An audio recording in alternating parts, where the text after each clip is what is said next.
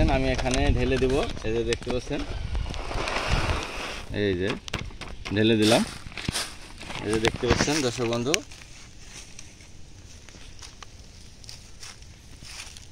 এটা এই যে এটা দিলে আপনার হচ্ছে লাউ গাছের ডালপালা গজাবে, প্রচুর পরিমাণে লাউ আসবে, লাউয়ের গাছ বহুত দিন লাস্টিং করবে।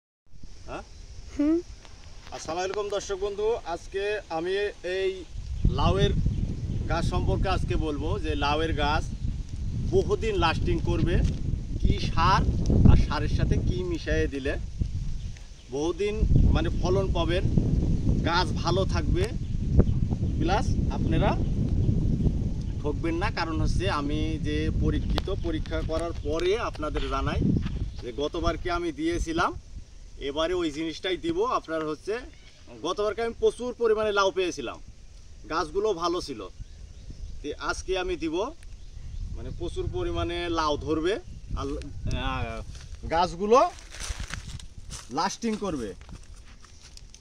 আর এখন যে রোদের তাপমাত্রা দেখতে পাচ্ছেন দর্শক বন্ধু, এখানে ইউরিয়া টিএসপি মিশানো আছে, ইউরিয়া টিএসপি মিশানো। এখানে 5 কেজি সার আছে, 5 কেজি সার আমার এখানে। ওই লাউয়ের থোপ আছে হলো আপনার হচ্ছে 21টা থোপ আছে, 21টা থোপে আমি 5 কেজি সার আর তার সাথে এই যে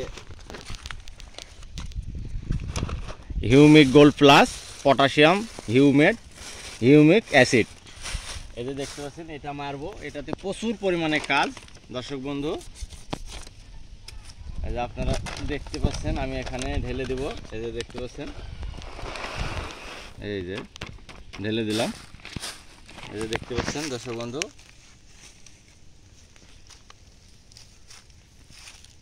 এটা এই যে এটা দিলে আপনার হচ্ছে লাউ গাছের ডালপালা গজাবে, প্রচুর পরিমাণে লাউ আসবে, লাউয়ের গাছ বহুত দিন লাস্টিং করবে আপনার। এটা হচ্ছে হিউমিক অ্যাসিড, এটা আমি এখন দিব।